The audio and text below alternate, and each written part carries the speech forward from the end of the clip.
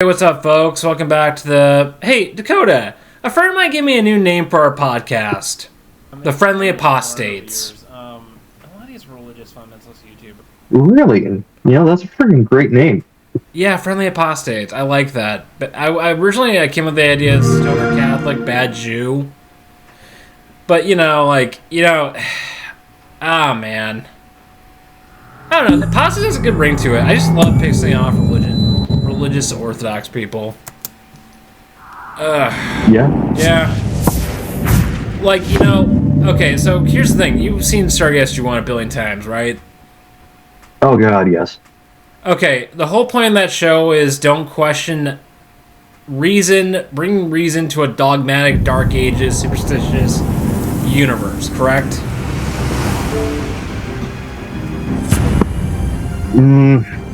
For me, that's what it was like. Kind of, yeah. Some people even said... I would say it's more along the lines of don't trust everything you see. Yeah. You know what's weird? SG-1... And critical thinking. Yeah. Here's one thing with SG-1. The Stargate Command in general, they never, did any real Black Ops shit, even though they're, a secret department of the military. They never killed an innocent person. They always found a way, There's even that time where there's that one dude who had the memory device, remembered all of Jack's memories, and wrote them into books. And the military literally allowed him to keep on telling that shit so he could keep his wife and not destroy his marriage. I think never it was a see little that. more than that. Yeah, I can never see that happening in real life. I mean, the military would just run you over with a car, blow your brains out if I'm right or wrong.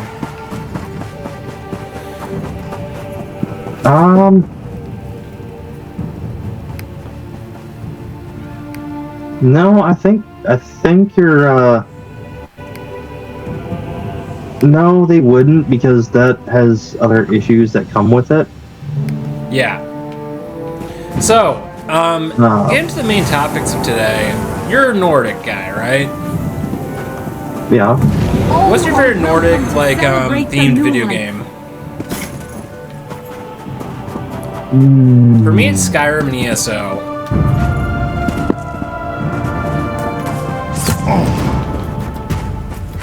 Oh, jeez. That's a tough one, actually.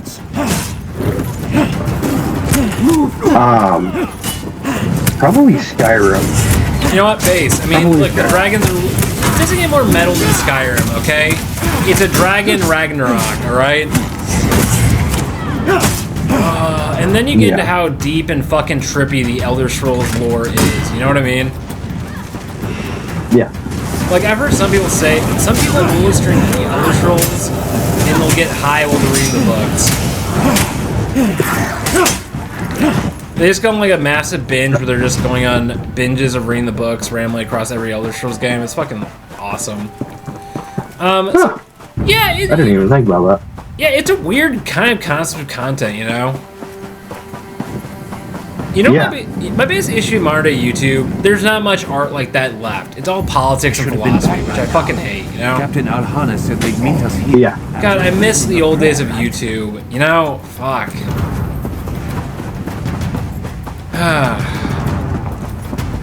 And here's the thing I love about ESO. You get to explore a giant fantasy continent and fight demons and demonic invasions from evil gods, explore the multiverse of Nirn.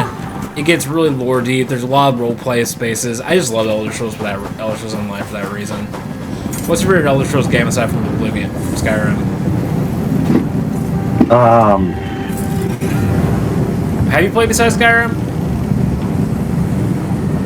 I've played Oblivion. I haven't played Morrowind. Morrowind is trippy. Yeah, honestly, probably Oblivion. Yeah, that's fair. What's really cool I like about the Elder Scrolls? They started all of Elder Scrolls is based off the D&D game that the founders of Bethesda were playing back in the 90s. Elder Scrolls really started off as a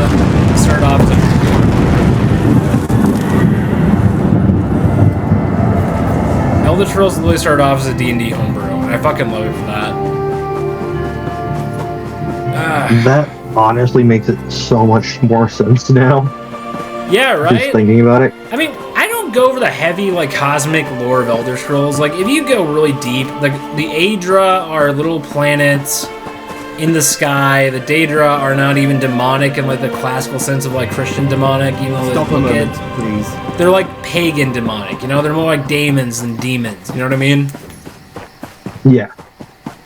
Okay, which Daedra god would you sell your soul to? If you had to pick one.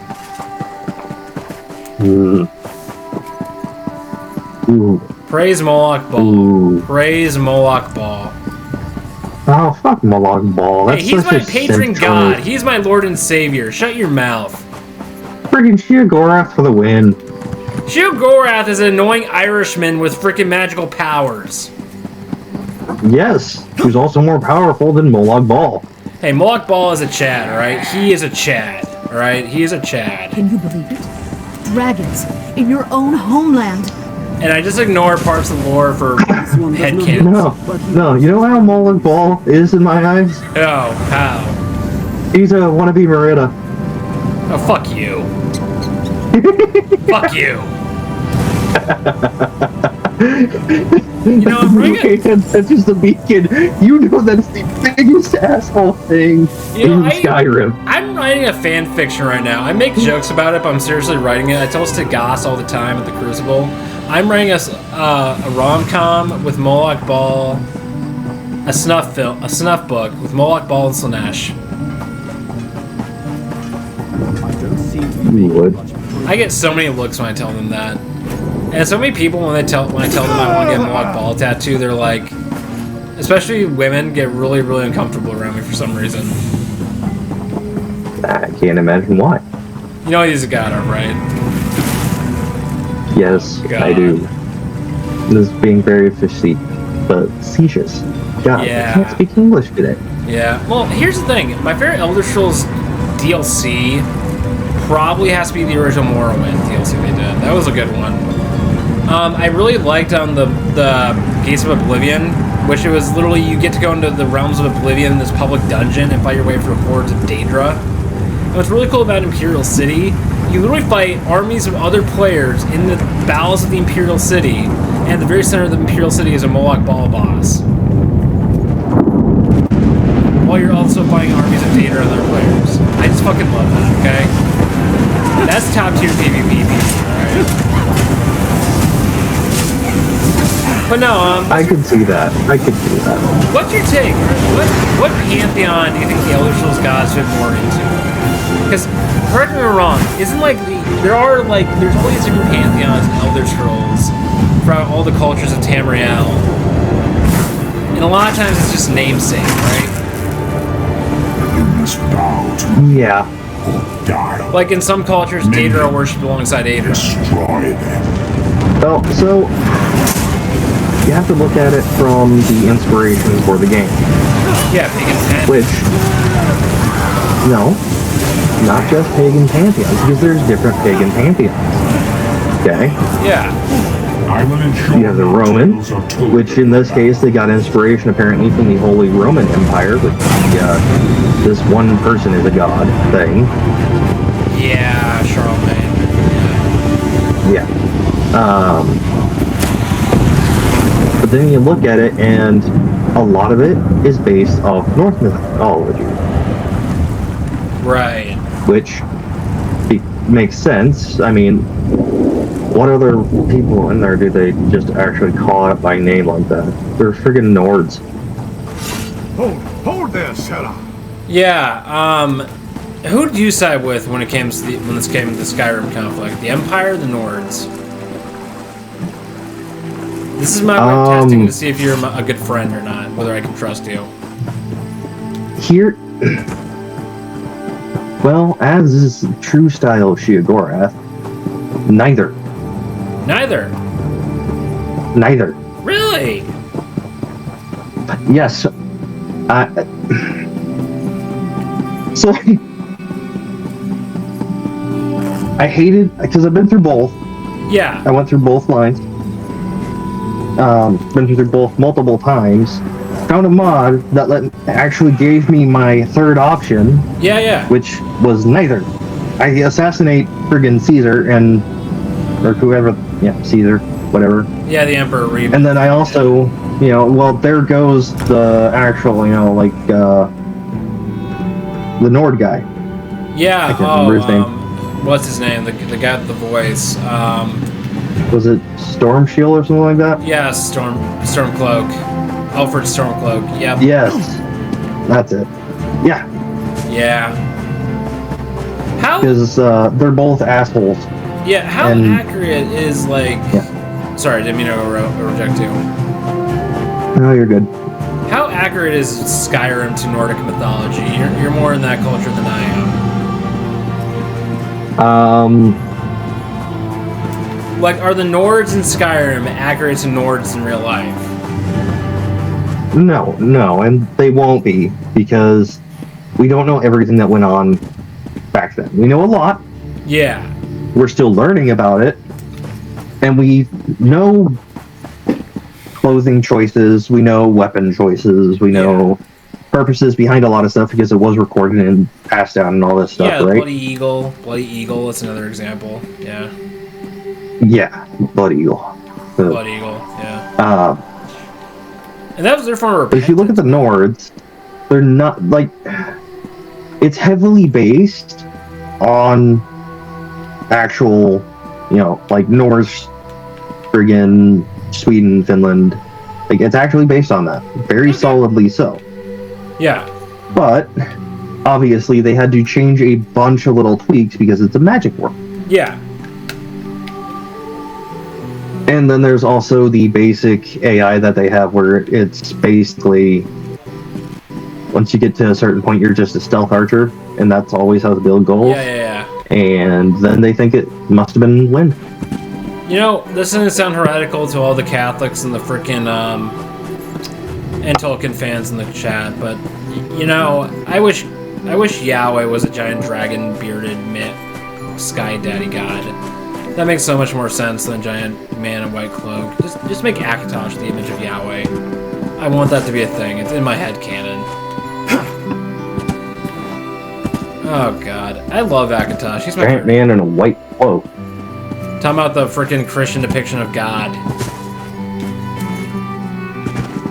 I wish Akatosh was how God was visualized. It's so metal. A giant dragon time god.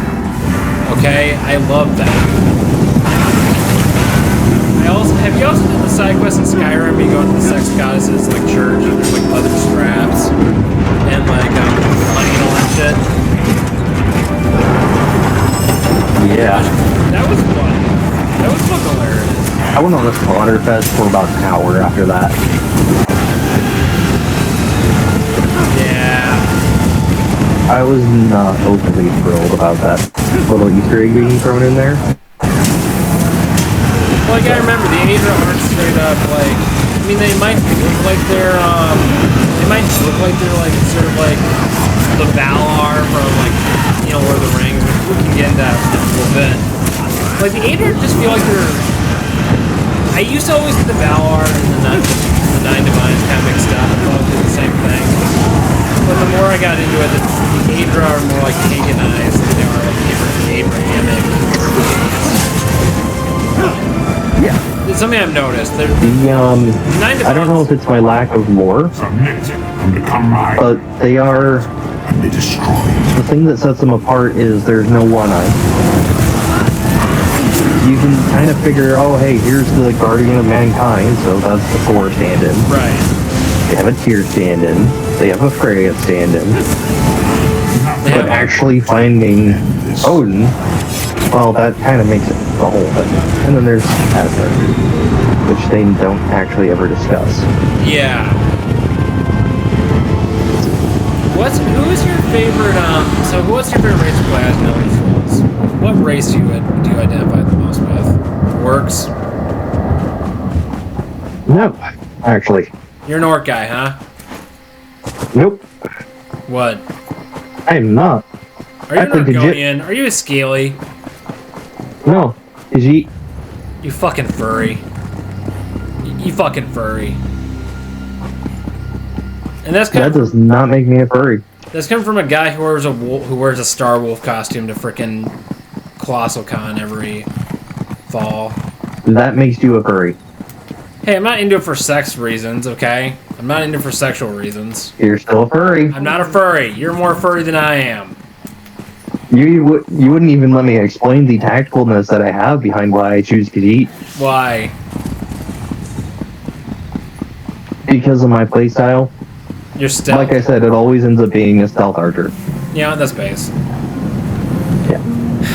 And Yeah. I like having the boost. Yeah, how do you feel about the Dragon Ragnarok in Skyrim? Metal as fuck?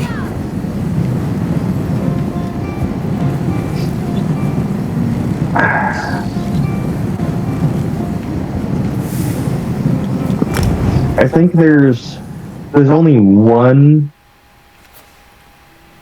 Yeah, there's only a couple parts in it that I don't actually like going through in the game. Yeah. So I have issues with those parts, but yeah.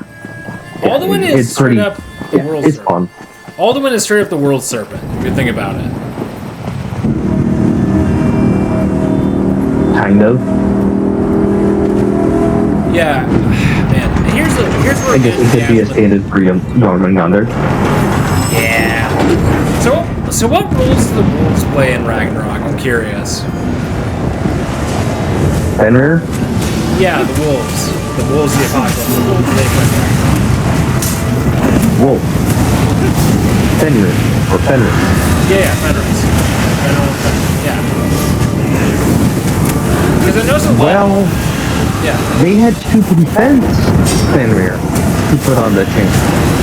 Maybe this would work. They had to convince her. Yeah. She took somebody's hand with her because she didn't like it.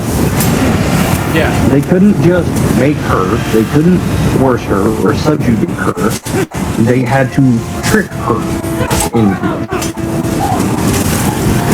And someone lost their hand in the process. Okay. So isn't the whole theme of like Ragnarok like about family fighting against the gods?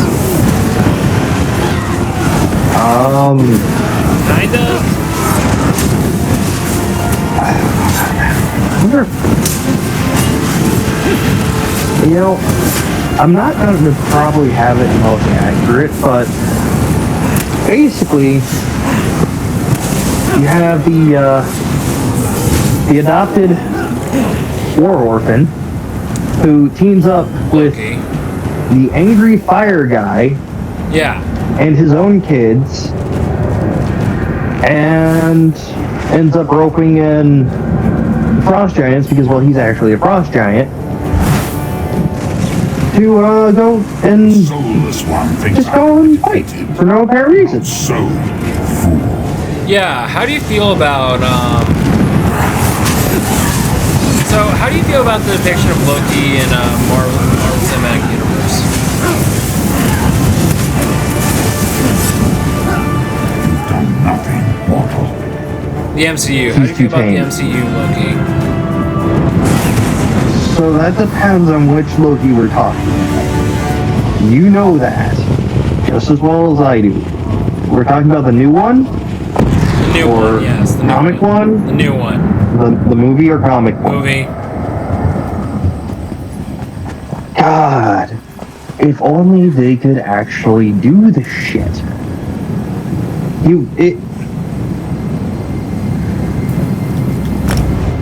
They really... Did him wrong? Yeah, they really did him wrong on that one. Because isn't Loki a little shitbag? He's a trickster deity, correct? Oh, yeah. Yeah. Is he more like Sheogorath or more like Satan, if you had to make a choice? Sheogorath was actually based off Loki. Okay. So a trickster deity is only really demonized in like the Abrahamic religions, more so than like other cultures. Kind of, but there's also a difference because they don't have the trickster deity. Not like Loki. Yeah. Okay. Well, I mean, I know the Americans have the Not like a lot of other trickster deities in pantheons. They don't have that. Yeah. They have contracts, and they have fools, and they have demons Jester gods. who take advantage of fools Yeah, like Jester gods. because fools don't read the fine print. Yeah. So are demons? So, okay, this is where I'll get a little bit into your Jewish side of your heritage. Because, once again, YOLO, I'm fascinated by Jews. You guys are awesome. The question I guess I'm trying to ask when it comes to, like, the Jewish perception of demons. They're just tricksters. They test God's people. Are they like a form of a test, like Satan is in the Jewish mythology?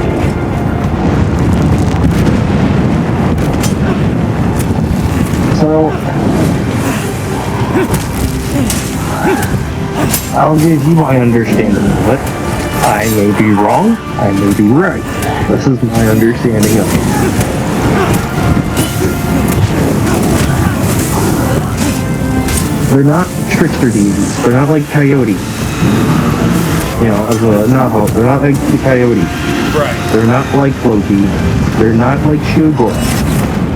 Okay? Yeah.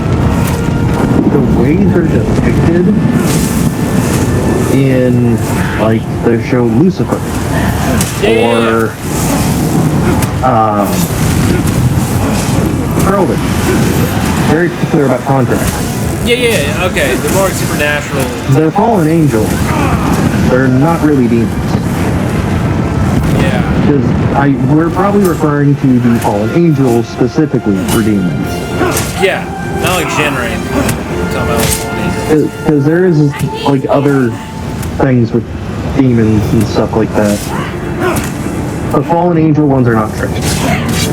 Are they straight People up? don't read the fine print. You always read the fine print.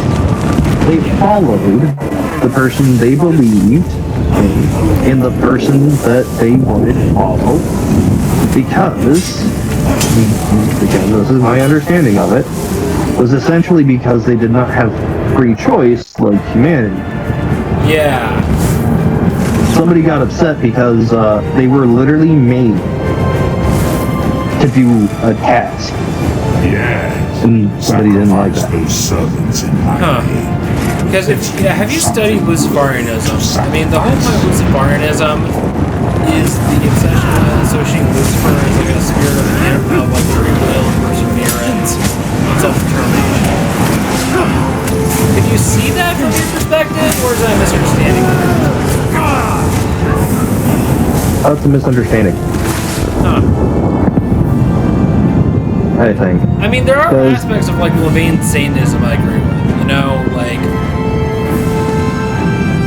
May your there are soul elements of like, how should I say this? Oh god, it's almost like, yeah, this is where the apostate thing comes in. This is where the apostate thing comes in. God have mercy on my soul. I kind of agree with the basic tenet of Levian Satanism without going too much into it. I agree with the concept of like free will and not being bound by blind obedience. You know, if that's their basic argument, I agree with it. But according to you, that's not that's a misunderstanding of the whole mythology. Hold there, Sarah. It's not just the base of it. So at that point, you also had someone who became arrogant as Lucifer. well. Lucifer. Yeah. He was what you might call an archangel, like Michael, Gabriel. Yeah.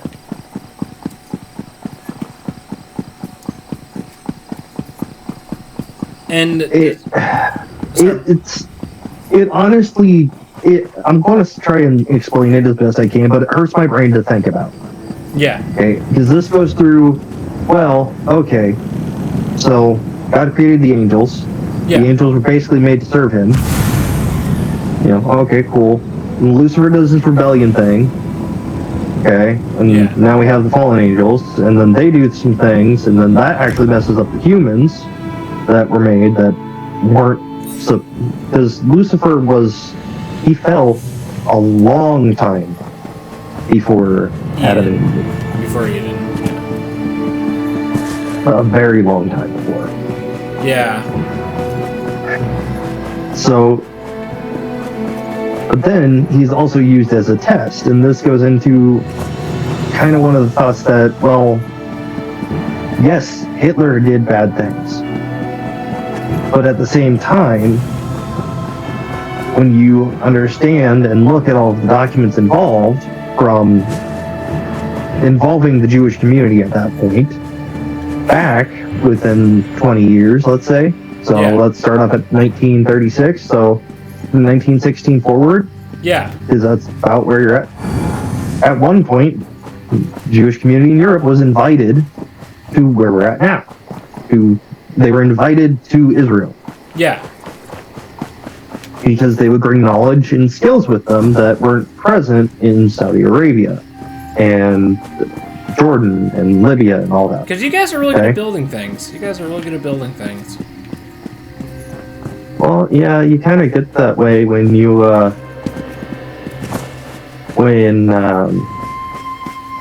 pretty much every major settlement in the West Bank, because you always celebrate life, you know, in Judaism, it's basically always a party, right? Yeah. You know, we love the party. Party's good. Festivals, they're great. And we're Jewish festivals, like, because here's the thing with Catholics, we would call every holy day a feast where we would just go to church and pray and, like, eat the bread. It was like a special service with, like, high hymns or something. Do you guys actually treat your religious festivals like they're actually religious? The thing with Catholics and their religious festivals, their days of solemnness and their days of not really celebrating. Do you guys really just, like, get very joyful even, and you mix that joy with the religious celebrations? A lot of times, yes. Oh, that's cool. I mean, when you look at the way the sidders are structured, and you look at the thought train that goes into that and goes behind it, it's all about celebrating life. There's a prayer for seeing someone who is beautiful. There is a prayer for being astonished by the landscape, for seeing a new place, for peeing in the morning. Yes, there is a thank God for that. Christ. And yes, you do not want to make fun of that because a dude did, and well, he almost died because he couldn't pee for 3 days. This is interesting stuff. Probably unrelated, just weird coincidence time frame on that one. So when you have a culture, a religion that's based around gratitude like that, you become very joyful people. Yeah, it's kind of the exact opposite of, like, I'm not saying all Christians fall into this mold, you know? There's definitely Christians that celebrate their faith, I'm one of them. But when you get into the older styles of the religion, especially Roman Catholicism, you don't worship God out of gratitude, even though that's what the Bible literally says. You worship God out of obligation. And that's something that I ran as far away from as I could, you know? I don't know, I'd rather celebrate the gifts that the generic sky daddy of Christianity, Judaism gave, rather than, like, do it out of, like, obligation, you know? I mean, like, because that gets into another conversation, what really makes if you do a good action because you expect a reward or because you're supposed to, are you really a good person, you know? Yeah. What's your take on that argument?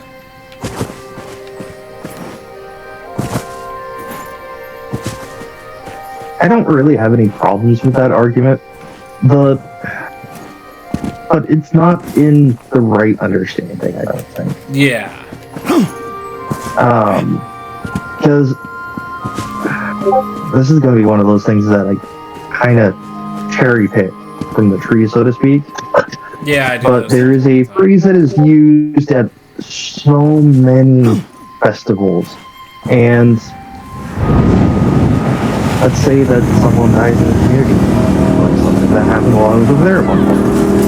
Yeah. The wake, I guess, would be the Catholic equivalent of it. Yeah, wake. Or, requiem, yeah. A public gathering type thing, because somebody in the community died. Yeah, and that's why you should mourn.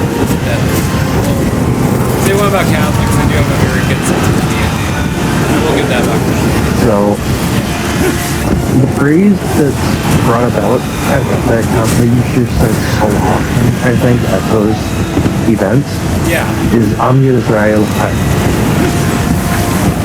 The people or nation of Israel live. People or nation of Israel live. You can take it as people or the nation. People or nation. That's one of the things that I think sets Judaism apart in my heart as a very beautiful religion. Celebrate life. Yeah, you know, the more I look at, there is a Jewish rabbi who calls Jewish people Your soldiers of pathetic light, attempts and I really to do save enjoy this that world perspective. amuse me. Same topics from the biblical narrative. The question I wanted to ask was back to some more fun nerd shit, because I just love talking about that crap. Oh yeah. You know, a lot of the tech. Are you familiar with a lot of the hippies? And you know, the internet was the internet founded by hippies. A lot of hippies did the were behind the creation of the internet, correct? Oh, now you're really on my brain. Do I even remember that?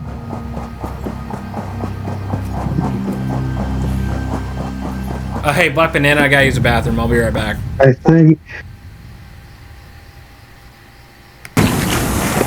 All right, so I'm back. What was that? What were we talking about?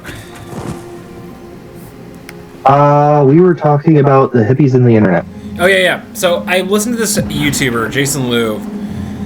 Get this. The guy's like a spiritual sage. He's a chaos magician. He's saved Buddhism. He's been all over the world. He's a 32-degree Freemason. The guy is brilliant, and anyone who watches his channel, look him up. He's great.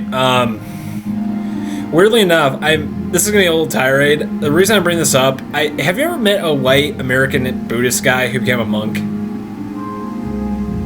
They're the funniest people on the internet to make fun of. Really? You know why? Because they do it because they literally only do it because they're hippies who want to piss off their evangelical dads. I shit you not. That's literally what these people are like.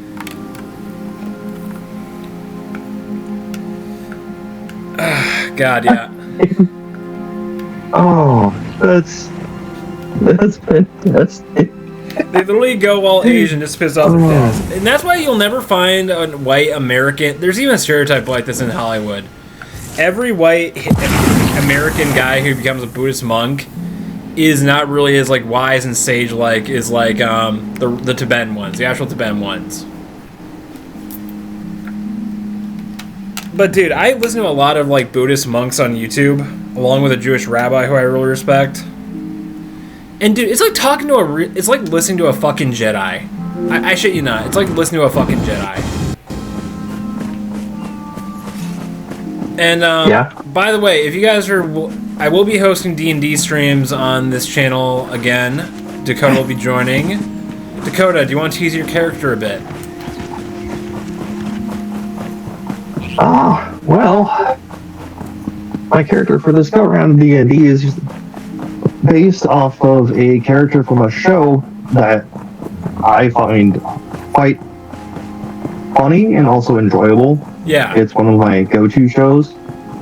Character's name is Broston. For those who understand who that is, good on you. He is a orc monk, and he can use pretty much any support magic in existence. Okay, so is he like a Western sort of monk or an Eastern sort of monk? I heard he even made an entire religion. Eastern sort of monk. He is a proper D&D Buddhist type monk. Who's an orc? Yes. That is perfect. A very tall one. That's perfect. He's only almost 3 meters tall. Yeah, who was your favorite race to play as in D&D, by the way? You know, For me, it's always Dragonborn. that kind of depends on who who's running it, to be honest. Yeah. We never played D&D before. I'm looking forward to that.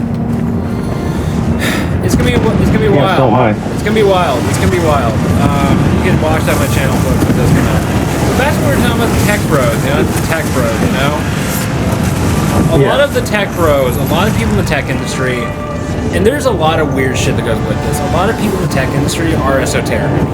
They do know a lot of like Kabbalah, a lot of like Mason shit, a lot of like spiritual rituals, Enochian. A lot of them also do a lot of DMT and psychedelics. And a lot of the people found on the internet who keep on pioneering this shit tend to fall into these crimes. What's your take on this? And what do you think the reason is? So,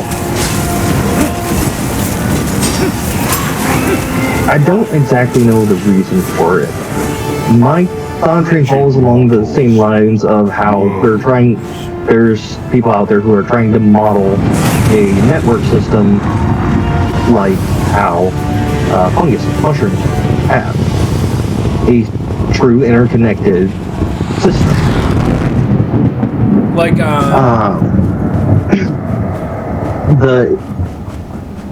and this goes back to something we were talking about earlier that I couldn't remember. yeah. The internet wasn't made by hippies. It wasn't. It wasn't? No. There was a very strong influence in its design because of the desire to share information. So the idea was a hippie thing. It's a borrowed concept.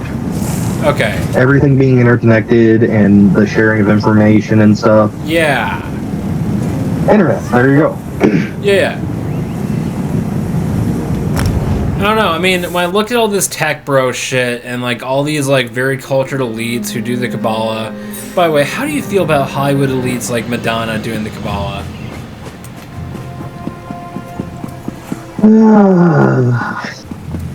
That is... I'm not exactly a huge fan. Yeah, to be because honest. would you call it cultural appropriation? That's a good question. So, that one. Hold still. Weaving. Yeah, I probably would in that case because, Yeah. but then again, they're also able to do whatever they want. Yeah, That's free a country. solid belief of mine. Free Is like if country, you want free to country. do that, go ahead. Religious freedom. The problem I have is when they then accuse people of doing the thing they've been doing when it's literally them doing the same thing, or because they think that it's a certain way when the history of that is very different. Yeah, isn't Kabbalah... Now, correct me if I'm wrong. How old is Kabbalah? Is it older than Christianity, or is it... How far back does Kabbalah go? I'm curious. Because I don't do the numbers, but I do listen, like... There's this Jewish rabbi who I keep on recommending to friends of mine. Rabbi Simon Jacobson, if you ever want to look him up. He's great. He does videos on, like, spiritual... He gives spiritual advice to every situation. He's literally... I get more out of his spiritual sermons than I've ever gotten from a Catholic priest. The guy's great. Orthodox as hell, but it's weirdly enough in a completely different way than like Catholic Orthodoxy. Yeah. So the thing with the rabbi, he often talks about like he explains the Kabbalah through like simplistic spiritual like metaphors and like advice. You know. And do you have to do the numerology and all the spiritual mathematics to absorb and use Kabbalah? Or can you learn it just by hearing someone talk about it and like giving you reflections on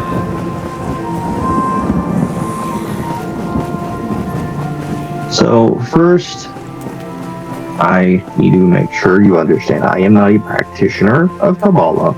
Okay, I didn't mean to culturally put you in with the rest of them. Alright, sorry. I don't practice Kabbalah. My understanding is it's very old, not unlike the Oral Torah and the Talmud, but it's its own entity. It's like a tradition. It's like its own independent tradition of Judaism. Yeah. It's not intrinsic to be a practicing Jew to be do Kabbalah. Correct. Is it heretical from the Jewish perspective, or what? No, it's more of a like superstitious viewpoint. Okay. I think, or I would like to think. Yeah. But there's also this is with pretty much everything. There are lessons that can be learned from it. So. Right. Yeah. I mean, I don't look at the Kabbalah like magic. I look at it like mental reflection / mysticism. And that's the thing. Like, you know, here's the thing. Where do you draw the line between mysticism and magic when it comes to like spirituality? You're an anthropology nerd like me.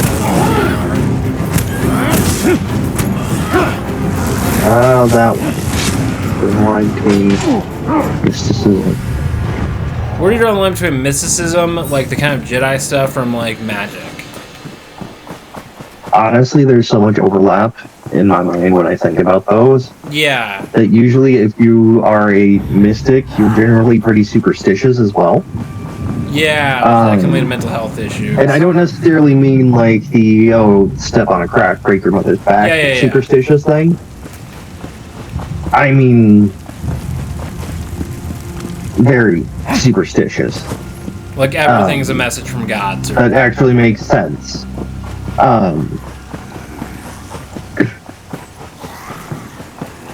Which really, that's just having a ritual that you do whether or not it has any sort of effect. And if you don't do it, well, you're going to lose your mind a bit. Because something always bad happens. There is a huge overlap. The part that kind of separates them out is mysticism is more tangible, I would say. Because superstition is just a certain belief in an object or in a certain ritual. Or a concept. Mysticism doesn't have just one ritual or one specific concept or one thing that you have to do. Right. Or sometimes multiple things because reasons. Yeah. But it also gives more of a positive benefit, I think. Yeah, mysticism is than good. Superstitions. Yeah, and then there's like the overlap where psychology kind of got its roots in mysticism. Carl Jung. It's a collective unconscious. I know we could do an entire podcast about this, but I'm just going to ask you a brief question. What's your take on the collective unconscious? Is it just the collective unconscious? The collective unconscious. Yeah, what's your take on that?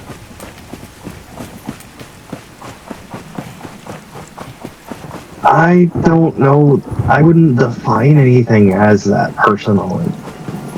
Yeah. The reasoning I have behind that is it's not really a collective unconscious because we aren't a collective, we aren't a hive. We are not interconnected like that. We're all yes, it's thought now, more recently, that our brains may run in the quantum spectrum of the universe. Yeah.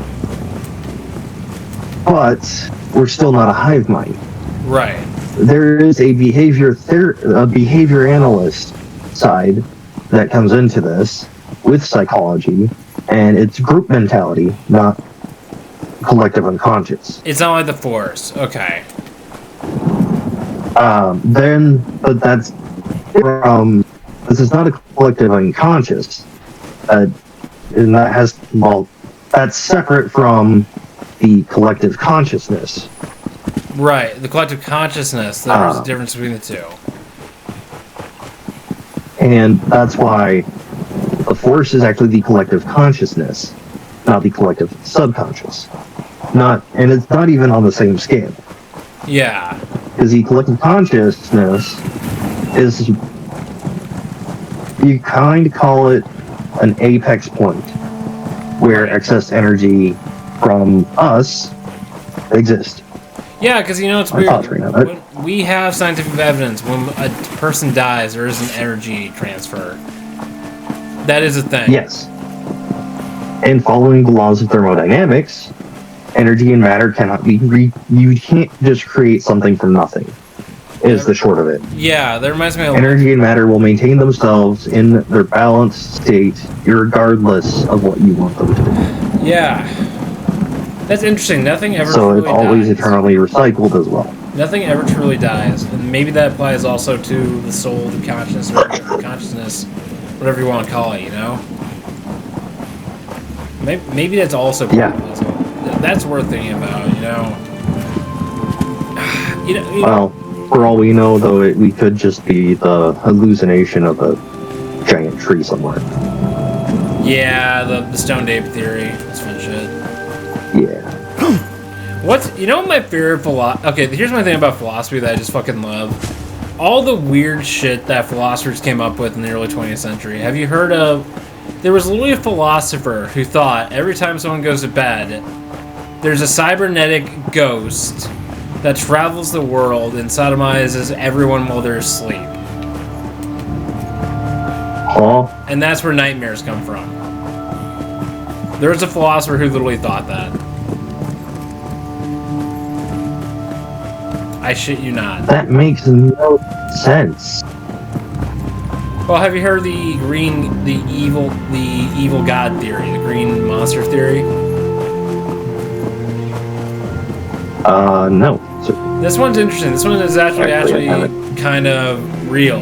We're all the dream of a mad, dark, insane, demonic god. That's why the universe is so fucked up. And the moment that demonic god wakes up, we cease to exist. Which H.P. Lovecraft also delved into that kind of thinking. Huh. Yeah. No, here it is. No. That is not. No. That doesn't make sense. There's a time I was a philosophy bro. It's kind of weird. My roommate Adam, my other best friend Adam. Yeah. He actually told me that one of the few good things about the UW was the philosophy department and their anthropology department. I mean, I knew about the anthropology department, but no, he said the philosophy department, especially weirdly enough, he's a Christian and he's a person of critical thinking as well. What's interesting with Adam is he said there's actually more proof to believe in a higher power in philosophy than there is against it. Yep.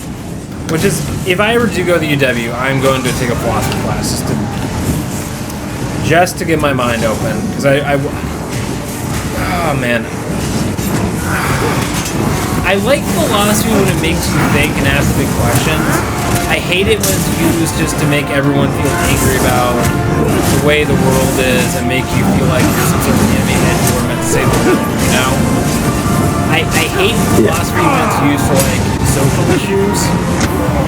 Just name it, ContraPoints, Jordan Peterson, you know? I hate it when philosophy is used to not. You know what I'm trying to say here, right? Yeah. You know what I'm saying? What's your take? When it makes you think about higher things instead of making you what makes you instead of being used as a tool to bring everyone else down around them. Yeah, which is really what a lot of the 19th century philosophers were like.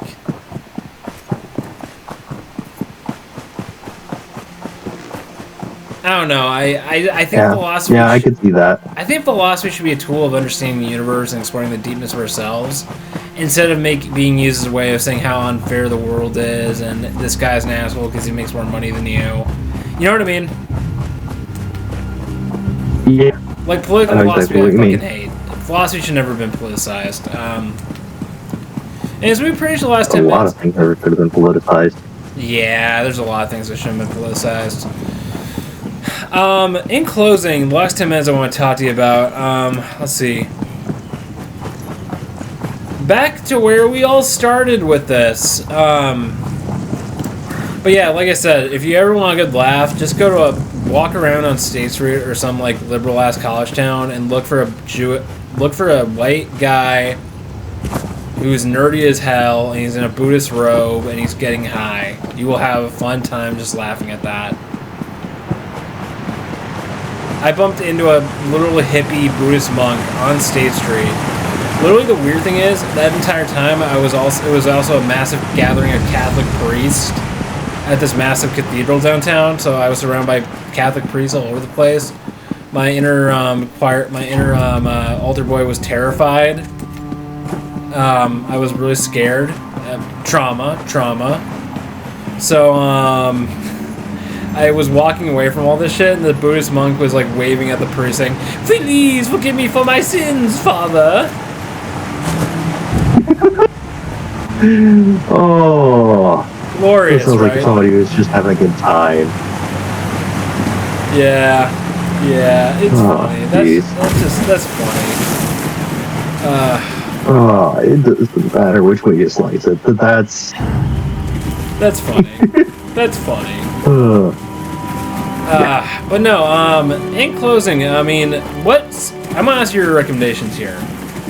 What places would you recommend people to research, like things like Nordic mythology, or what classes do you think college students could take to help understand like things like what we talk about, anthropology, myth, or shit like that? Where do you think people look for that? First, they should go through a cultural anthropology class and actually apply themselves and learn what cultural bias is. Yeah. Then they should go through some archaeology classes as well. A nice little dusting. Yeah. I'd recommend one of George's classes. George is great. amazing. He's at MECC, and he used to be a UW therapist, but I don't think UW therapy even exists anymore. I don't know if he's still there. It does still exist, kind of, but doesn't. Yeah. Yeah. I mean, I would recommend a class like what professors run, you know, like media literacy classes.